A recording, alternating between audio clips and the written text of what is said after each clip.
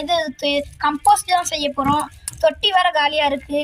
அதுக்கு என்ன பண்ண போகிறோன்னா, ஃபஸ்ட்டு இந்த மாதிரி இலையெல்லாம் இந்த மாதிரி போட்டுக்கணுங்க. அதுக்கு இந்த மாதிரி நல்லா இலக்கிற தொப்பட்டை காயோட தோல் அந்த மாதிரி இதெல்லாம் கட் பண்ணி போட்டுக்கணுங்க. இந்த மாதிரிலாம் நல்லா குட்டி குட்டியாக கட் பண்ணிக்கணுங்க. இந்த மாதிரி தோலெல்லாம் இது என்னென்னா ஏதோ ஒரு காய் தெரில, ஆனால் இந்த மாதிரி வீட்டில் செஞ்சு இந்த மாதிரி காய் ஏதாவது இருந்தால் நல்லா இந்த மாதிரி கட் பண்ணி போட்டுக்கணுங்க. சின்னதாக கட் பண்ணாதான் அது சீக்கிரமாக மக்கும். நீங்கள் காய்கறி தோல் இது எவ்வளோ எடுக்கிறீங்களோ அதுக்கு ஈக்குவல் அமௌண்ட்டாக தான் இந்த சாயில் எடுக்கணும். இப்போ இது ரெண்டுத்தையும் நம்ம மிக்ஸ் பண்ண போகிறோம். இப்போ இது ரெண்டுத்தையும் மிக்ஸ் பண்ண பிறகு இப்படி தான் இருக்கும்.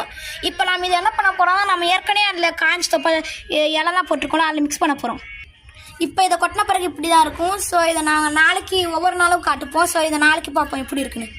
இந்த வீடியோ பிடிச்சிருந்தா நீங்கள் லைக் பண்ணுங்கள், ஷேர் பண்ணுங்கள். தினமும் அப்டேட்டுக்கு காத்துருங்க.